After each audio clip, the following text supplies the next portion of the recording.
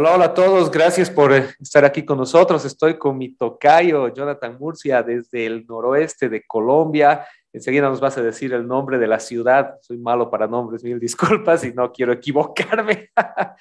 Nos conocimos con Jonathan en un conversatorio hace un tiempo sobre cosmovisión cristiana. Y en medio del conversatorio salió un tema muy interesante que no pudimos desarrollar, que era el tema del ecumenismo.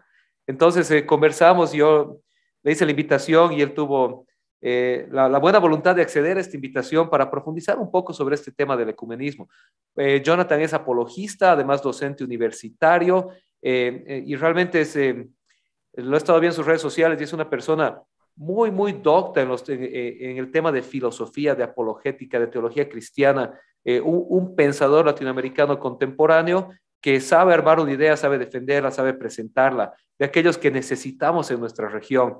Así que me siento muy contento y muy bendecido y gracias, Jonathan, por acceder a esta charla para tratar este tema tan importante que a veces la iglesia no lo quiere hablar, ¿verdad? Es una especie de tabú en la iglesia evangélica latinoamericana. A Sí. veces uno dice ecumenismo y es mala palabra y muchas veces ni siquiera entendemos qué quiere decir esta palabra o a qué se refiere o que tiene diversas aplicaciones, ¿verdad? Entonces, Jonathan, bienvenido. Muchas gracias por estar con nosotros hoy. Haznos recuerdo el nombre de la ciudad y si quieres contarnos un poquito más acerca de ti, yo he dado una introducción muy breve.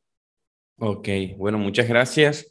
Me siento muy halagado por la invitación primeramente y por tu presentación. De verdad que no creo que merezca tantos títulos, pero por la gracia de Dios sí, Dios me ha permitido. Bueno, yo soy de Valledupar, Colombia.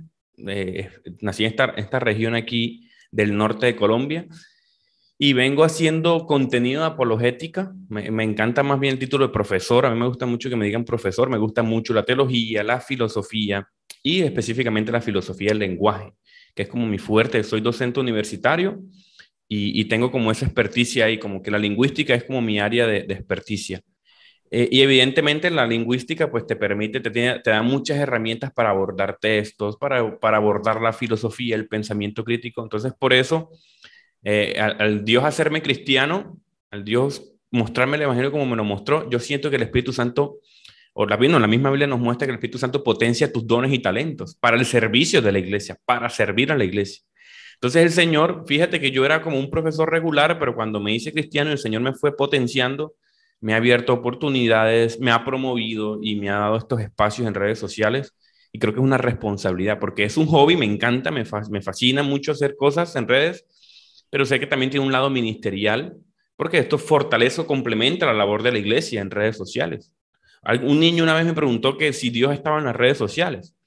Y bueno, Dios evidentemente no se va a meter en una red social, pero trabaja a través de nosotros. Entonces creo que puede ser algo que puede ser muy chévere, muy entretenido, pero también hay que tomarlo con cierta seriedad. Por eso estoy haciendo lo que hago. Yo lo veo me gusta, me encanta compartir con jóvenes, pero me gusta hacerlo con responsabilidad. Ahorita hablábamos eso, ¿no? Que el TikTok nos había superado porque por nuestras estructuras no damos para hablar un minuto. Entonces nos gusta dar respuestas largas, concisas, porque creemos, o yo también creo, que la gente que busca respuesta necesita respuestas sólidas, contundentes. Y aquí estamos. Y creo que tuvimos mucho en común ahí en esa charla y por eso estamos aquí también hablando de este tema importante, ecumenismo, delicado Exactamente. además. Delicado, importante y como decíamos, hasta cierto punto tabú en la iglesia evangélica, ¿no? En la iglesia evangélica latinoamericana, que por estructura es bastante más puritana, conservadora aún que tal vez la iglesia evangélica en otros lugares del mundo, ¿no? O sea, todavía el evangélico latinoamericano hay temas que no le gusta abordar, que los siente Sí, inmediatamente reprensivos. Y qué importante lo que decías, el tema de que si bien no vas a encontrar una cuenta de Twitter, de YouTube o de lo que sea que diga el gran Yahweh o Dios, sí, cómo se mueve Dios, cómo se mueve también en el mundo real, en el mundo fuera de las redes sociales, a través de la predicación de su palabra en el poder del Espíritu Santo por su claro. iglesia. Entonces, de una manera, Dios sí está presente en las redes sociales como está presente en cualquier estructura del mundo. No es que Dios está ahí, pero Él se hace manifiesto ahí a través de la predicación de su palabra, ¿verdad? Amén. Entonces, esto es importante y es un ministerio y es un ministerio también delicado. ¿Por qué? Porque al final lo que uno dice en una conversación en un lugar, lo dijo ahí y queda en la memoria de alguien, pero lo que uno dice en las redes sociales pues queda registrado para siempre y ahí es que uno debe tener un poco de cuidado también en qué es lo que presenta o si presentó algo de lo que después se arrepintió, pues también hacer una corrección o alguna aclaración, porque de aquí a 5 años pueden haber miles de personas viendo algo que uno mismo dice, pucha señor, la Claro. verdad es que eso no es verdad y hay que tener creo que la humildad y el coraje a veces en las redes sociales, que muchos no tienen, de decir, esto pensaba, ya no lo pienso, esta es mi razón, ¿verdad? Es un tema Excelente. delicado. Tú dices algo contundente, que es una de las cosas que a veces me acribilla la conciencia a veces, es que hay gente que por sus comienzos, por su inmadurez, por muchas cosas, asumen que ciertas personas que hablan de Dios muy bonito es una verdad para ellos y la convierte en una verdad en su vida. Por eso uno como cristiano tiene que tener mucha delicadeza. Y como lo que tú dices también me encantó. Uno tiene que ser genuino. Mira, me equivoqué en esto, cometí un error con esto, cambiemos de opinión. Yo también trato de decir muy seguido, no me crean todo lo que digo, filtrenlo con la escritura, que es nuestro estándar. Porque yo puedo cambiar de opinión y usted no me va a ver más. ¿Qué tal que usted viva con una mentira que permee tu vida horizontal completamente? Entonces, por eso es solo escritura, vamos a revisar los principios bíblicos, como la actitud beriana de revisar lo que se dice con la escritura. Y yo creo que esto también marca la conversación de hoy.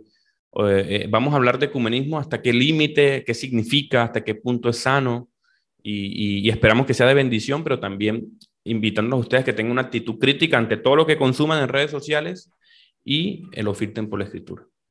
Exactamente. Bueno, con esa interesante y bonita introducción, solamente comentar antes de entrar al tema que aquellos que desean seguir a Jonathan y no lo conocen, a un Jonathan o al otro Jonathan, a cualquiera de los Jonathans, pues en la pantalla, en la parte de abajo, en ciertos momentos van a salir los links a las diferentes redes sociales en las cuales estamos, tanto Jonathan Murcia como Jonathan Asbun, y también en la descripción de este video están los links a las redes sociales de ambos, donde van a encontrar mayor contenido, entrevistas, charlas, pensamientos, enseñanzas, etcétera, etcétera. Y bueno, creo que con esa importante introducción, ahora sí hablemos del ecumenismo.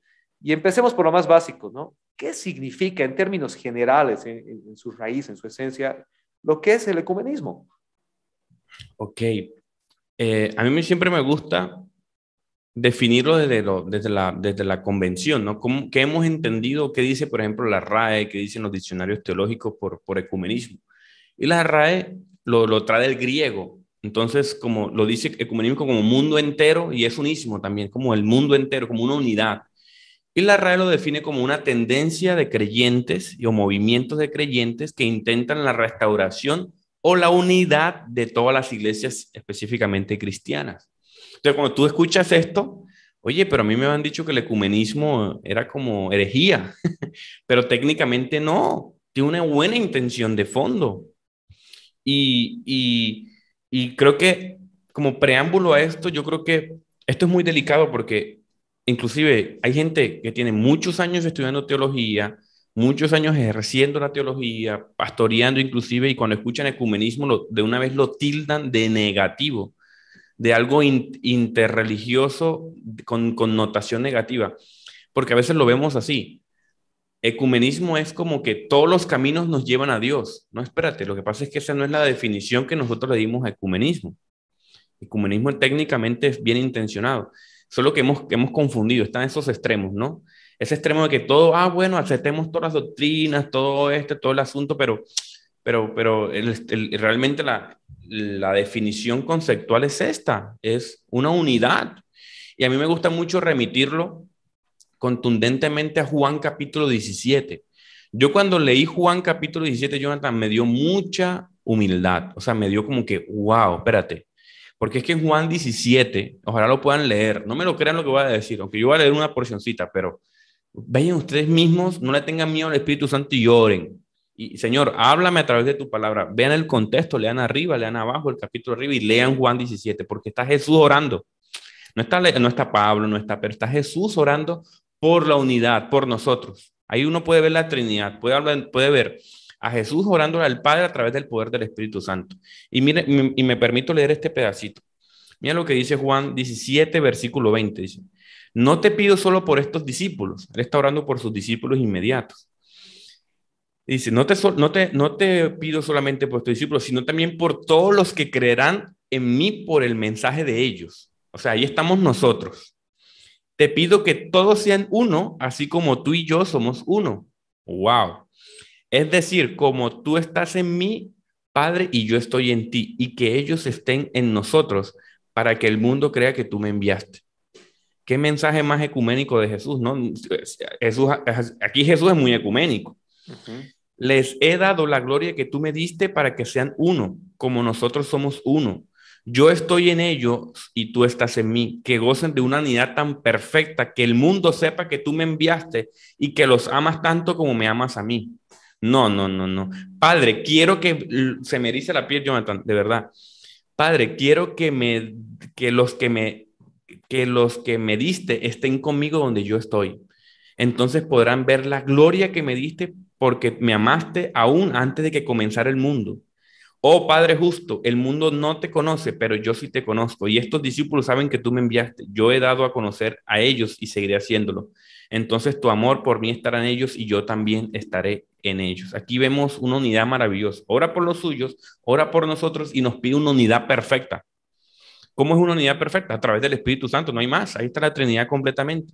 Entonces es Jesús intercediendo por nosotros y a veces nosotros, a veces yo creo que es un tema espiritual también, pero creo que también es una inmadurez teológica, porque hay mucha gente sabia, pero no lo quiere abrazar y hay mucha gente que apenas está empezando y porque está dentro de ciertas denominaciones específicas, estoy hablando de todas, católicos, ortodoxos, pentecostales, reformados, bautistas, presbiterianos, etcétera. Somos un montón, ¿verdad? Somos. Entonces, somos un montón. Entonces, él está orando por la unidad. Y a veces estos extremos nos limitan, pero me gustaría escucharte como para ser más dinámico y que sigamos la conversación. ¿Tú qué opinas? No, sí, me encantó la referencia a la oración de Jesús en Juan, ¿no? Que es tan fundamental porque nos da la esencia del pensamiento teológico de a lo que se refiere o a lo que se entiende esta idea de ecumenismo sanamente interpretada.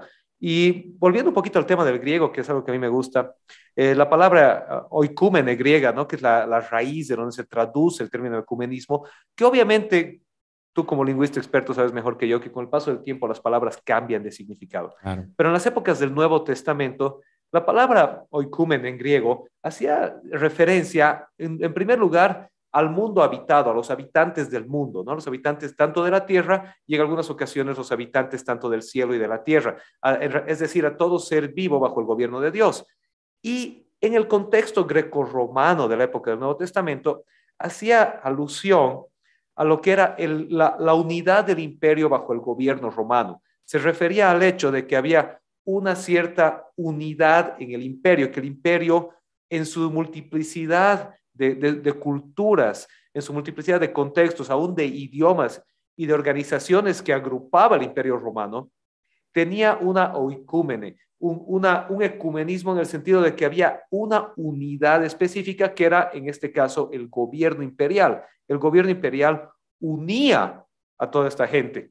Y en Mateo 24:14 es interesante porque en español lo perdemos cuando dice, y este evangelio del reino se predicará en todo el mundo como testimonio a todas las naciones y entonces vendrá el fin. Y ese todo el mundo en español es la raíz griega oikúmene. ¿No? Jesús dice, y este evangelio se predicará ecuménicamente en un sentido sano de la palabra, es decir, entendiendo ecumenismo o ecúmene en el sentido griego del siglo I, a todo ser vivo, a todo habitante.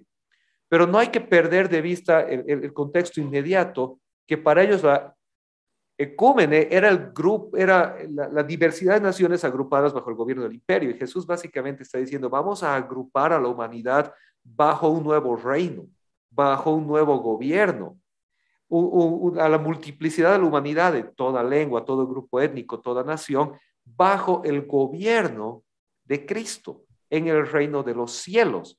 Entonces, es interesante tanto la oración de Juan a la que hacía referencia como el mandato de Cristo de predicar en todo el mundo, hace referencia a la idea de que existe un reino celestial, el reino de Dios, el reino de los cielos bajo el gobierno de Cristo, que agrupa a multiplicidad de personas y son todas estas unidas no porque son uniformes, no porque son igualitas, no porque todos piensan, se visten, hablan o creen exactamente lo mismo en todos los sentidos, pero sí en la raíz misma. Hay un fundamento, hay algo que los une. Y de eso vamos a hablar en un momento más. ¿Cuáles son los límites del ecumenismo, verdad? ¿Hasta dónde se acepta y hasta dónde no? Pero otra vez, volviendo al punto, es que no es en sí una palabra mala, no es en sí una palabra malintencionada cuando es bien aplicada y cuando es entendida desde su raíz. ¿Qué quiere decir? Básicamente, la globalidad que se agrupa bajo una especie de gobierno, unidad o fundamento universal, digámoslo así. Es mi propia Genial. definición, esa no es una definición de diccionario, pero es como yo la resumiría o la entendería. No sé si estás de Me acuerdo. gusta. No, me gusta ese rastreo histórico. A mí cuando me hablan de lenguas originales y me hablan de contexto histórico, eso a mí me fascina. Como buen evangélico de estos que les encanta el tema del lenguaje y la historia. Me fascina tu definición y creo que tienes toda la razón. Ahora, creo que pasándolo a otro lado, yo creo que yo, así que como de manera espontánea, revisando, escuchando, yo he estado metido en cuanta iglesia. Tú no te imaginas en cuánta iglesia me han metido a mí, de todas, desde la prosperidad, comunidades católicas, he estado metido en todo, gracias a Dios.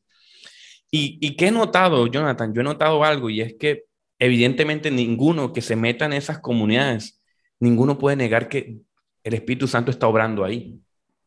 Yo no, a las que, bueno, he ido a una que otra secta, porque me han metido en sectas, y a pesar de que he estado en sectas, yo veo gente, jóvenes, mujeres, hombres, genuinamente errados, pero que aman a Dios.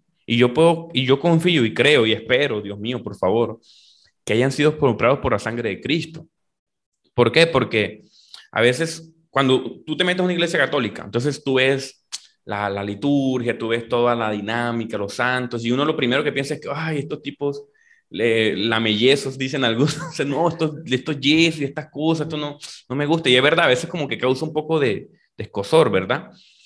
Pero cuando tú te sientas con un cura, con alguien que sabe realmente, conoce técnicamente su tradición católica romana y se sientas a él, uno queda sorprendido. Mira, yo he estado estudiando periódicamente el catolicismo porque he tenido amigos que, no sé si has notado, lo has percibido, pero hay un gran movimiento de gente evangélica que está volviendo a la iglesia católica. No sé si lo has notado, pero yo sí lo he notado en redes sociales y en la realidad.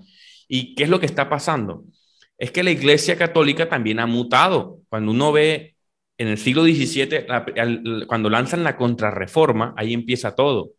Porque ¿qué hacen los reformadores? Los reformadores lo que hacen es, ok, bueno, la iglesia está muy corrupta, ya el tema ético-político se está sobrepasando, la gotica que rebasó la copa fueron las indulgencias, la poca formación de los curas, y eso qué hizo, que hubiera un movimiento que ya se venía gestando para volver a la escritura del primer siglo, al evangelio de los padres de la iglesia y de los padres apostólicos. Y la iglesia puso nuevamente la Biblia en el centro del culto. Por eso uno ve que todo se dirige al centro de la escritura, como lo hacía Jesús, como lo hacían en las sinagogas. El centro es la palabra de Dios. Y eso fue lo que pasó en la Reforma. Los católicos en la Contrarreforma, inclusive hoy en día, he conversado con algunos y han hecho eso. Tú vas a una iglesia católica, no sé si en Bolivia, pero tú vas a una iglesia católica hoy, en pueblos aledaños y en ciudades donde yo vivo, y yo he escuchado católicos exponiendo la escritura. Eso no pasaba hace muchos años. Mi mamá me contaba que hace 30, 20 años, tú ibas y era un culto como oratoria, el padre no se escuchaba, era un mal sonido, un pésimo sonido, entonces todo era como una misticidad y no pasaba nada y la gente salía y entraba igual. Hoy en día no, tú vas a un culto católico, escuchas una exposición de la escritura y generalmente hay curas muy buenos, hay curas formados en filosofía, en teología, historia de la iglesia, y te exponen la escritura en su contexto, evidentemente con su doctrina, y dice, wow, ¿cómo ha cambiado el asunto? Entonces, Dios está obrando, y tampoco podemos negar algo, y es que a pesar de que el catolicismo o el cristianismo que llegó a América Latina no era bíblico, era más tradicional, Dios usó todo este movimiento para permear y para salvar al pueblo que habitaba en este tiempo. Mucha gente condena a la iglesia católica que es unos opresores, con esta tendencia indigenista, unos opresores y tal, pero técnicamente, ¿quiénes éramos aquí en Latinoamérica antes del catolicismo romano? Éramos unos bárbaros que sacrificábamos bebés, depredábamos otras pequeñas culturas, éramos unos bárbaros.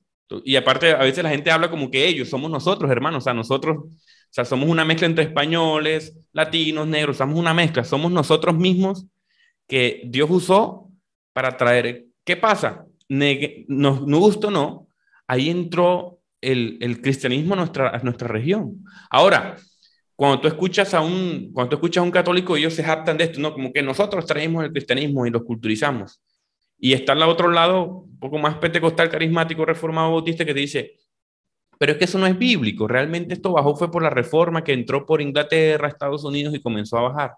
Pero eso tampoco es así, porque técnicamente nuestra iglesia, Latinoamérica, está permeada fue por la gran mayoría de, de evangelistas o más bien misioneros pentecostales que Correcto. comenzaron a permearse. Inclusive, curioso, porque me puse a arrastrar su teología y eran pentecostales arminianos los que permearon históricamente. Por ejemplo, voy a hablar de mi región, que ahí sí puedo hablar con certeza.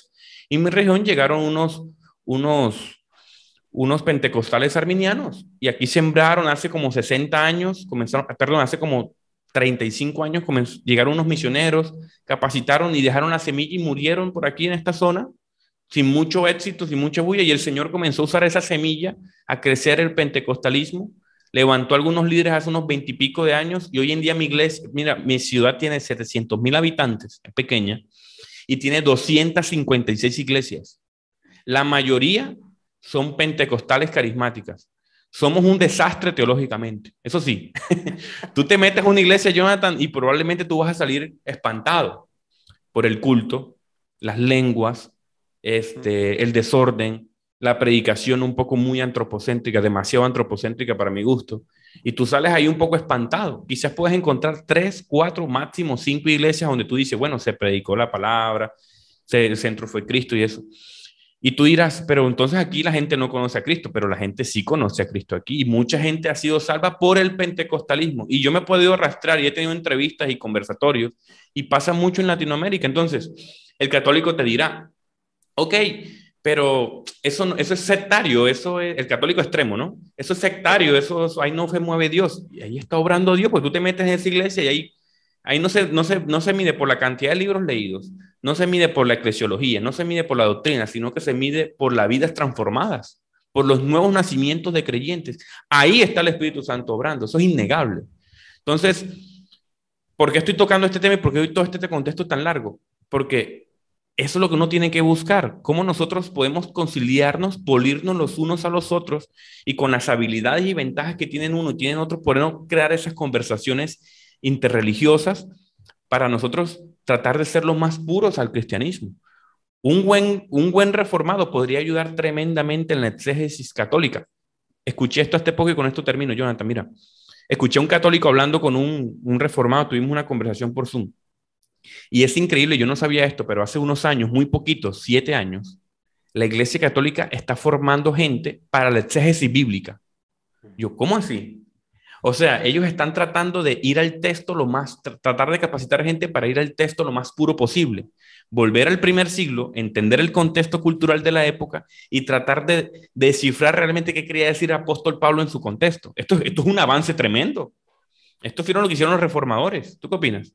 No, exacto, sí, sabes que estoy, hay mucho que rescatar de ahí y me encanta. Mientras hablabas, yo pensaba en una manera de encarar toda esa historia y cuando a veces hablamos de anacronismo histórico, que quiere decir que leer la realidad de hoy en la historia antigua, ¿verdad? Entonces, desde la perspectiva, los estándares de hoy, queremos juzgar al hombre de antes y eso es imposible al ser humano de antes. ¿Por qué? Porque el ser humano de antes no estaba en las condiciones que hoy tenemos. Hoy tenemos las condiciones en las que estamos por lo que ellos hicieron.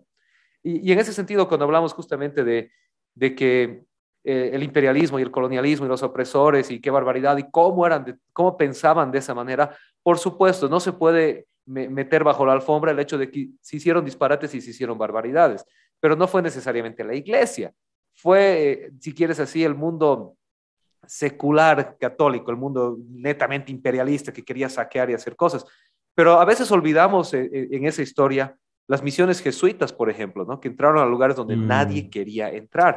Olvidamos a Bartolomé de las Dato. Casas, por ejemplo, ¿no? Que escribía y defendía a capa y espada. Y el mismo Cristóbal Colón, que murió en la pobreza por oponerse a la esclavitud de indígenas. Entonces, realmente, y perdemos de vista también lo que estaba pasando en la región.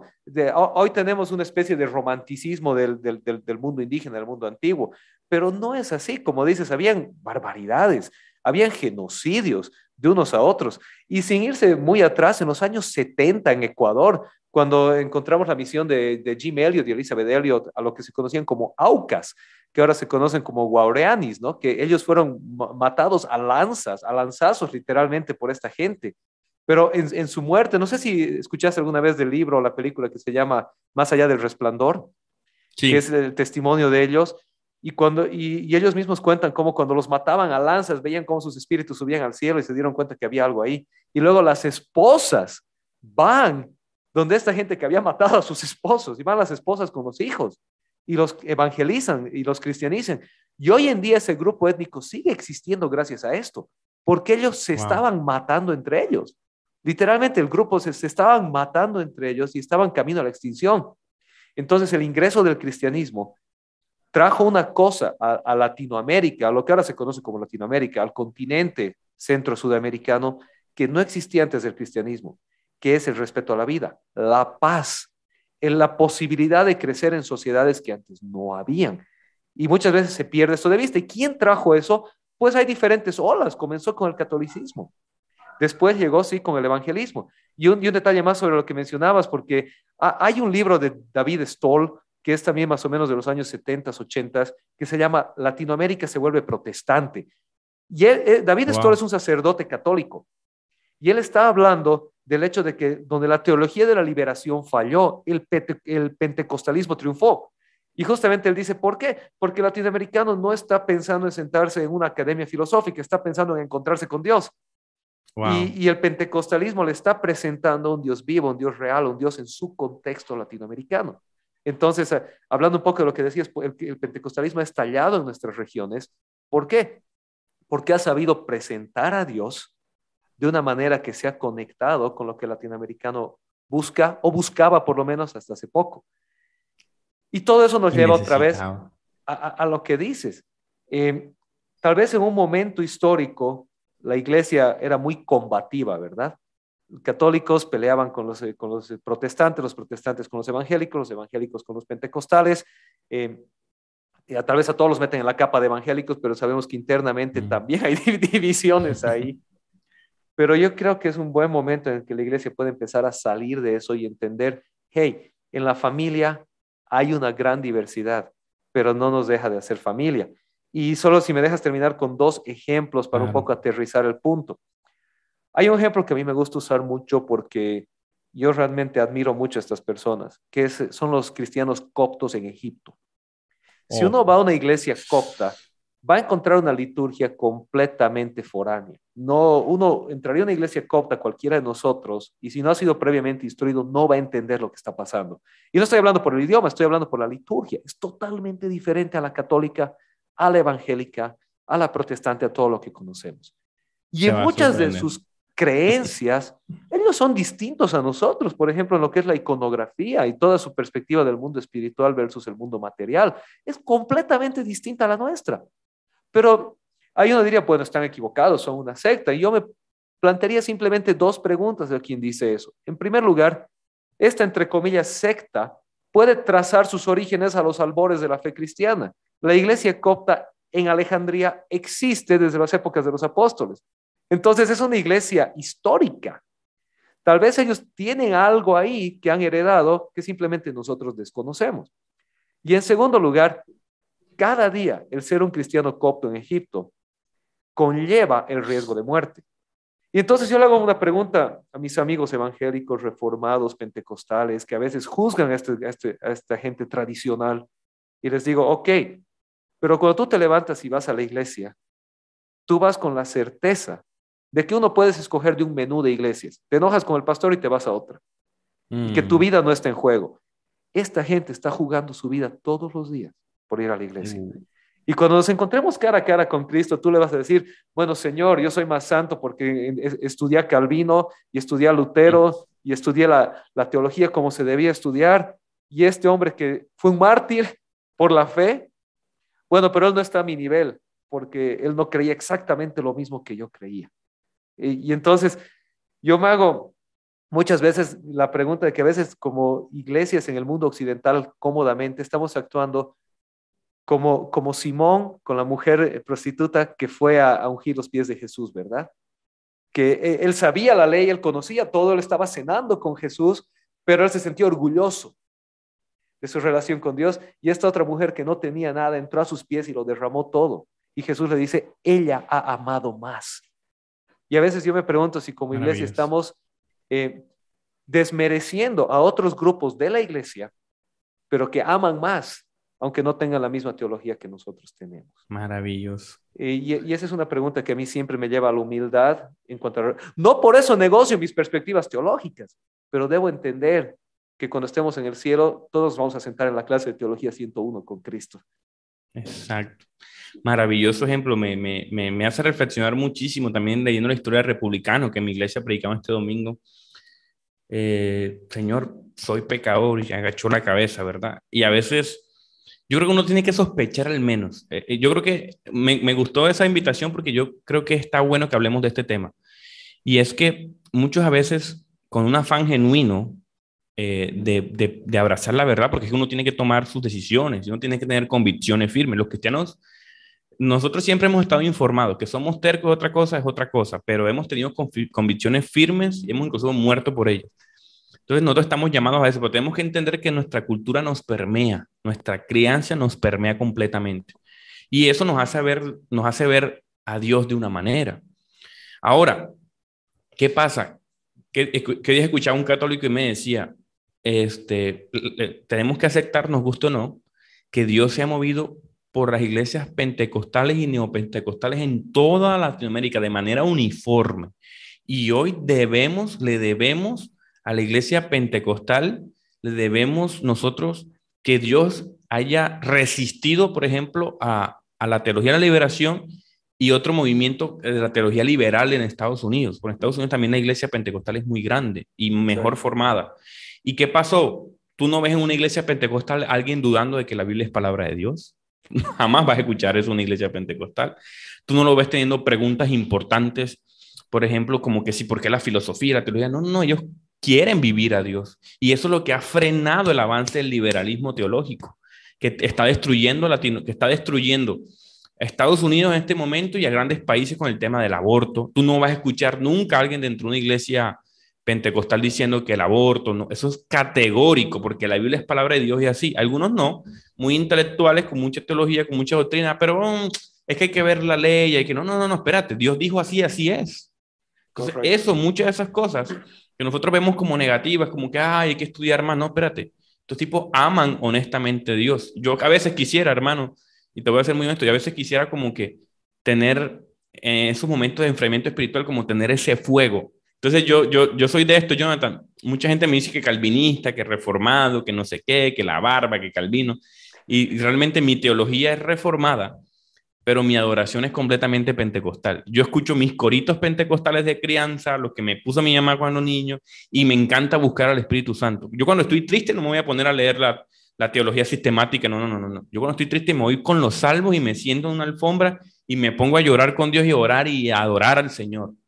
Entonces, eso es una gran invitación, tomar lo bueno, el principio paulino, mira, examino todo, tomo lo bueno, desecho lo malo. Creo que es el balance perfecto, tener una buena teología histórica, una buena teología desde una perspectiva reformada, pero también tener ese fuego, ¿no? De buscar a Dios, de servir a Dios con ese deseo genuino, como dice la Biblia sistemáticamente.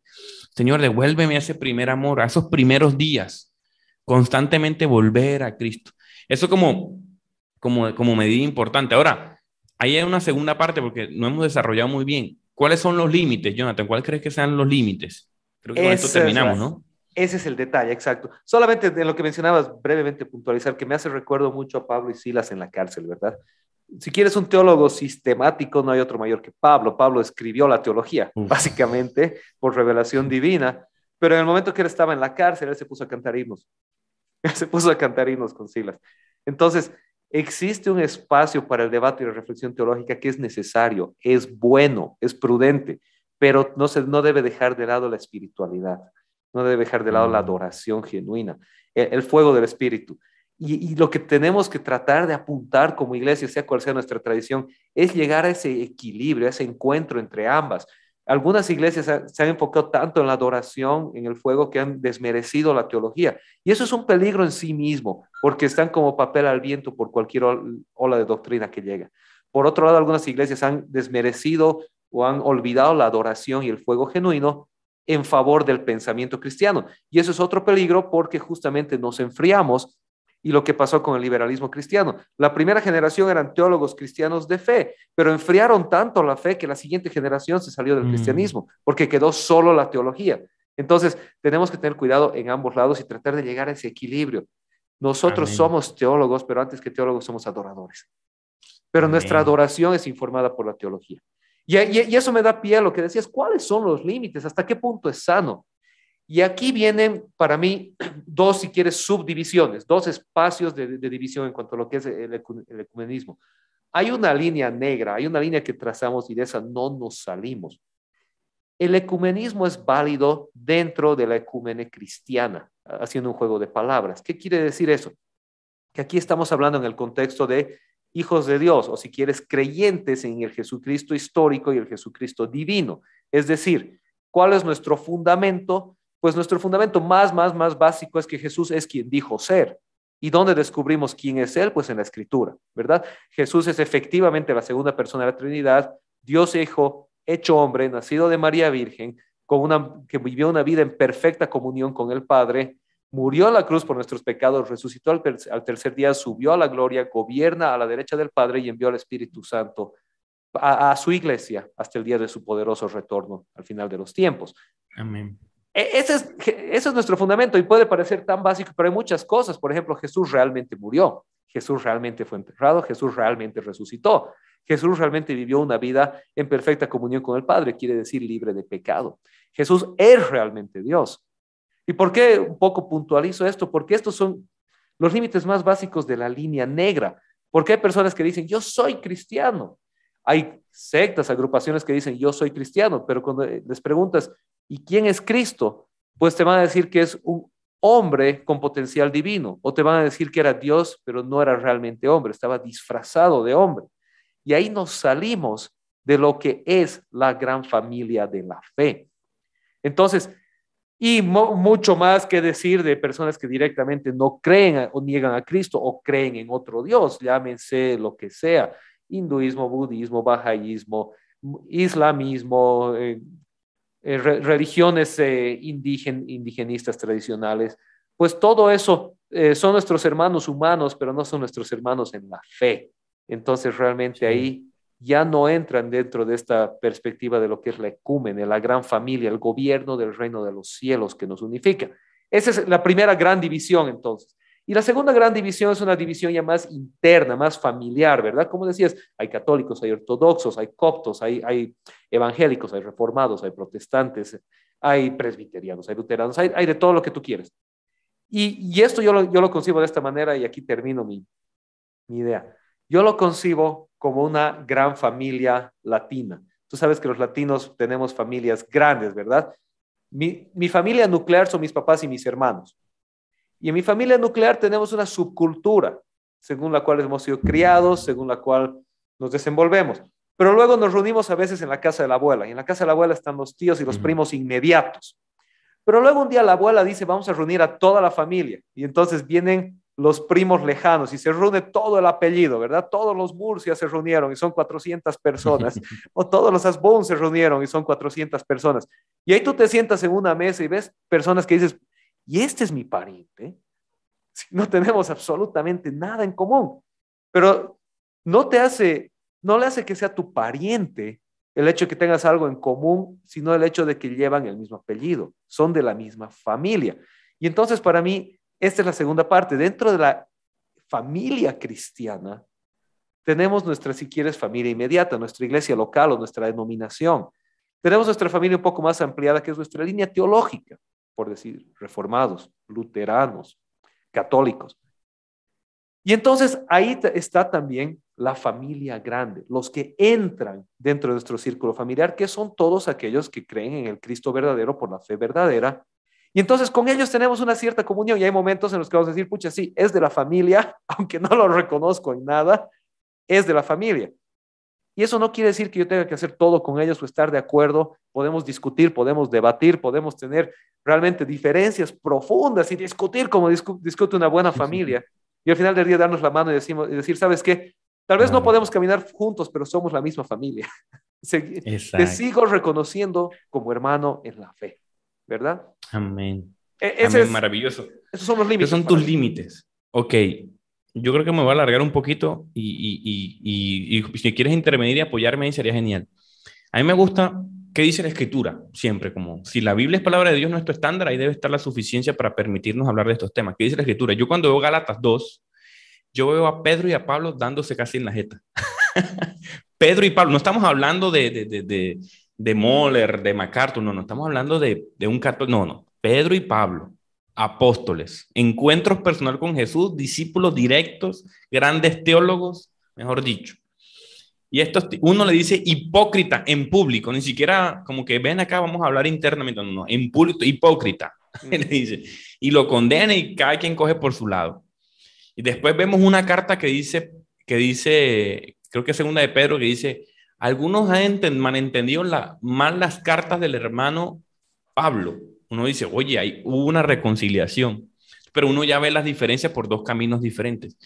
Uno ve primer siglo también, los judíos, los cristianos judíos y los cristianos helénicos, los gentiles. Entonces uno ya ve dos divisiones ahí, ve divisiones internas, micro, macro, ve divisiones. Entonces no nos debe preocupar ni ponernos tristes, ni generarnos ansiedad ni dudas, porque hay tantas denominaciones. Siempre hemos sido así de primer siglo. Usted ve la carta de 1 Corintios y ve un desastre de iglesia. Entonces tampoco se preocupe porque es que la iglesia mía no es perfecta, de que hay muchos pecados. Pues hermanos, somos pecadores todos. Entonces, eso primeramente, ¿por qué hay tantas denominaciones? Ahora, ¿por qué doy ese contexto?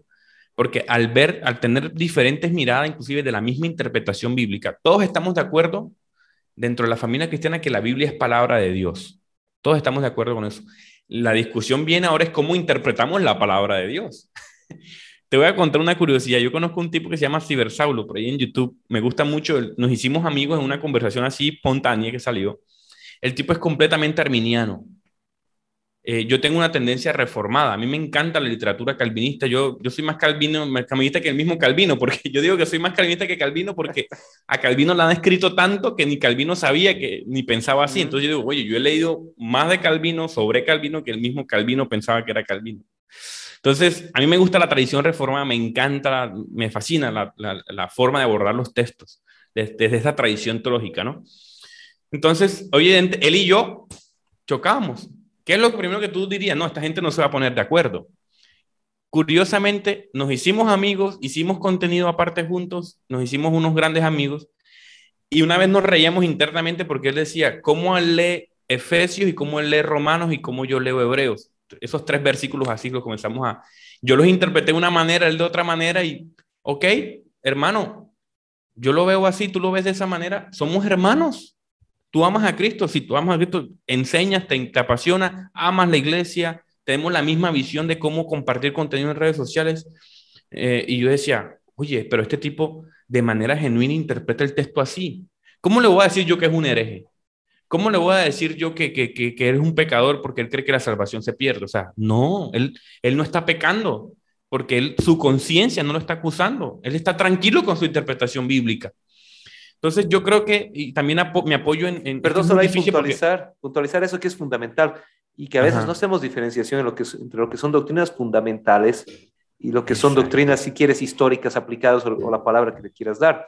Si él cree en el Cristo verdadero y lo ama, pues si él cree que la salvación se pierde o no se pierde, no es un requisito de salvación creer que la salvación se pierde o que la exacto, salvación no se pierde. El requisito de salvación es creer en Cristo.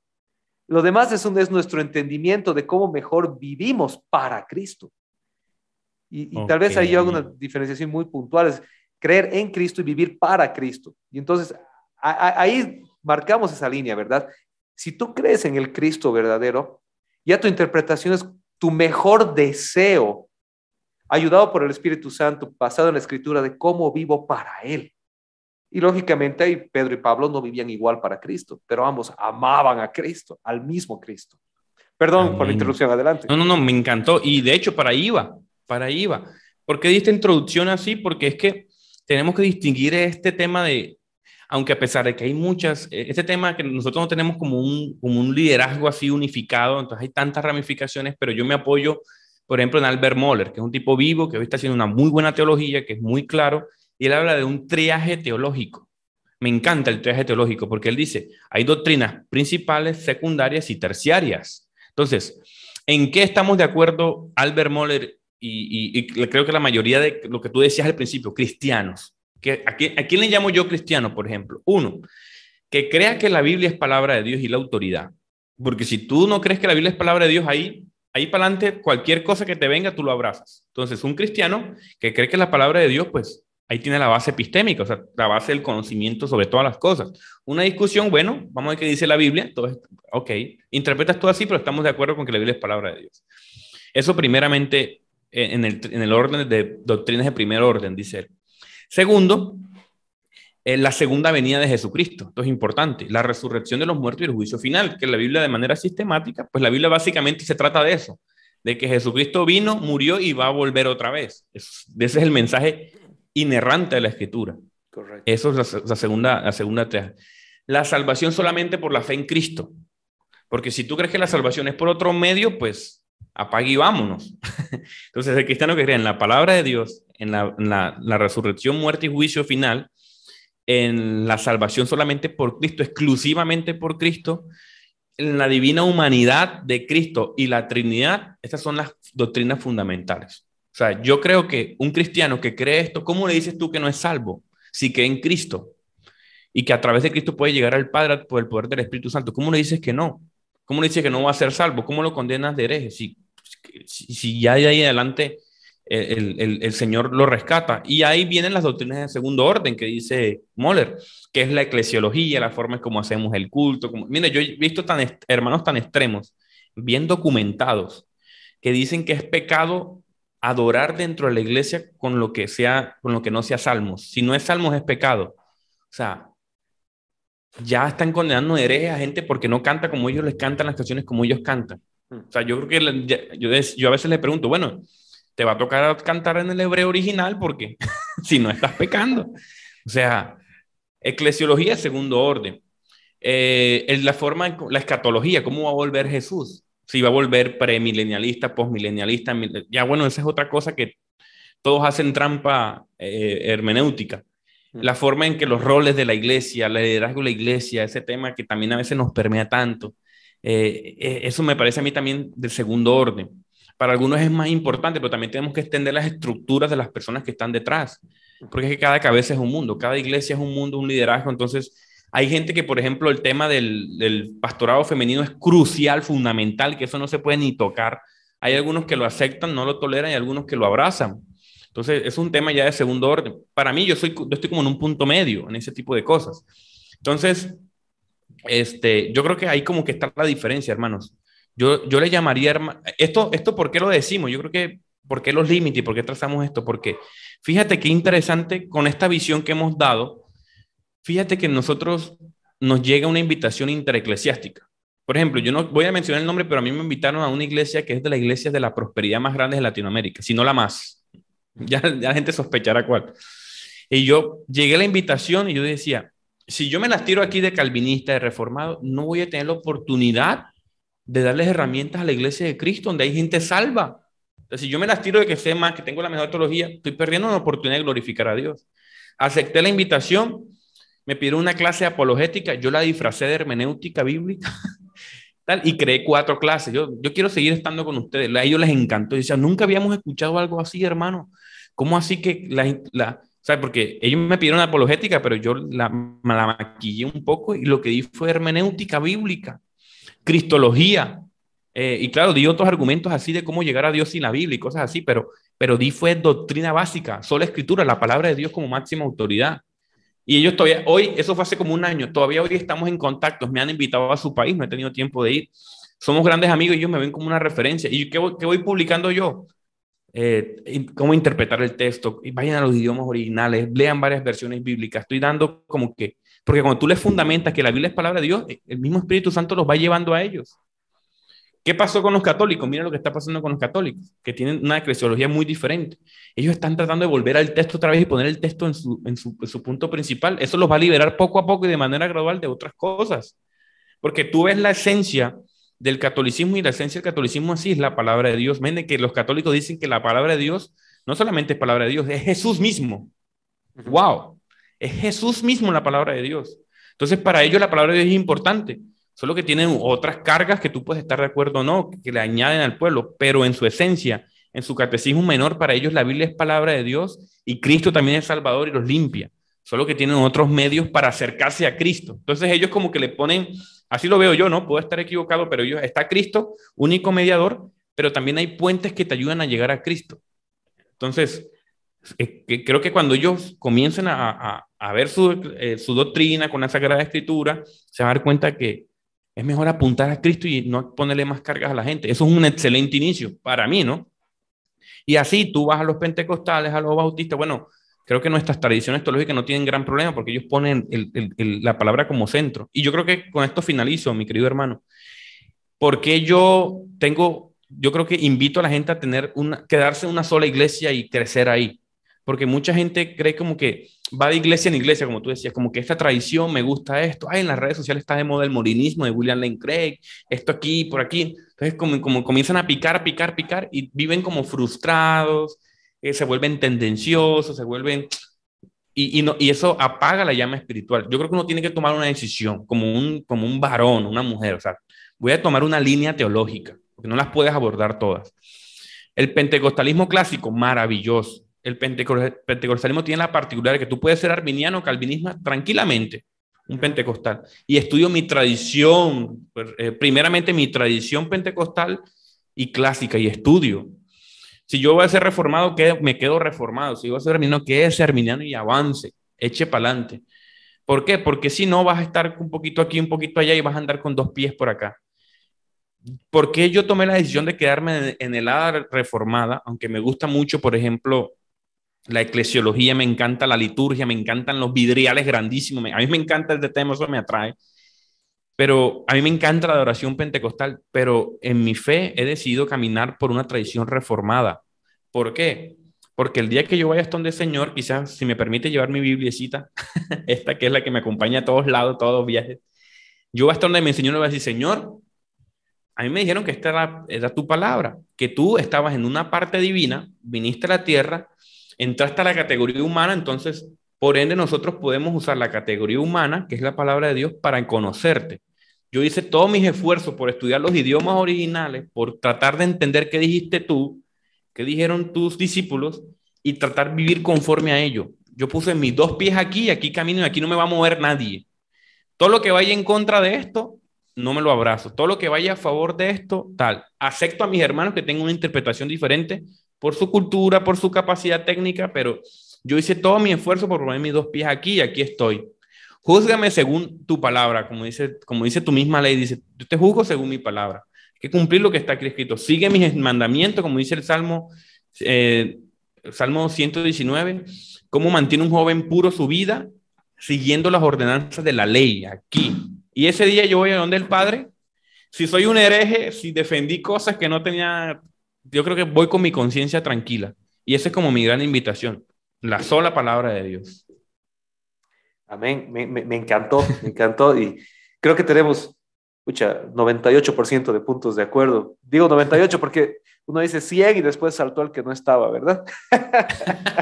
Pero, Okay. hermano, me encantó. Y solamente yo para concluir, porque un poco como aterrizo también.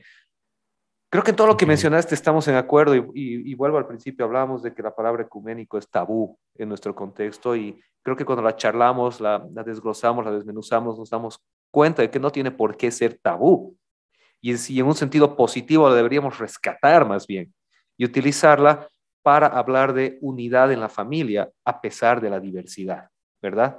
Unidad a pesar de la diversidad y también porque nos ayuda a delimitar quién es la familia. ¿Quién es la familia? y quién no es la familia. ¿Cuántos cristianos ahora andan confundidos? Varias personas llegan a la iglesia y me preguntan, pero ¿y si soy mormón, soy cristiano? O yo era testigo de Jehová y ahí estudié la Biblia y era o no era cristiano. Y entonces ahí tenemos que delimitar y decir, mira, hasta este punto eres realmente cristiano en el sentido clásico de seguidor del Cristo verdadero o no. Y nuevamente, llevar el rótulo cristiano no te hace hijo de Dios. Lo que te hace hijo de Dios es la fe correcta en el Señor resucitado, ¿verdad? En el Cristo que conocemos. ¿Y dónde conocemos a Cristo? Pues en su palabra, definitivamente. O sea, todo esto tal vez hablamos sobre el contexto, la presuposición de que todo nace de la palabra de Dios. Amén. Sin la palabra de Dios estamos perdidos porque simplemente son pigmentos de nuestra imaginación. No hay otra cosa. Y vuelvo a lo que tú decías y en lo que estoy 100% de acuerdo. Cuando nos encontremos con Dios, nuestra teología no es la que nos va a salvar, es nuestra fe en Cristo. Pero luego, inmediatamente va a venir, ok, ¿qué hiciste con la fe? ¿Qué hiciste con los talentos que te di? ¿Qué hiciste con los dones que te entregué? ¿Los guardaste o los usaste? ¿Cuáles son tus recompensas? ¿Cómo has llegado hasta aquí? Y yo tengo una convicción muy personal, muy profunda, que cuando somos nacidos de nuevo por el Espíritu Santo, independientemente de la tradición de la que vengamos, como decía el apóstol Pablo en Primera de Corintios, me ha sido impuesta una necesidad. Ay de mí si no predico el Evangelio. Vergüenza sería de mí si no predico el Evangelio. 1 Corintios 9. Y yo digo, el cristiano que ha nacido de nuevo, que tiene el Espíritu Santo en él, sea católico, ortodoxo, lo que sea, tiene una necesidad impuesta por el Espíritu de presentar el Evangelio, de vivir para Cristo. Somos pecadores, nos caemos, metemos la pata, interpretamos mal, nos arrepentimos, pero tenemos una necesidad de vivir para Él, de predicarlo a Él, de agradarle a Él.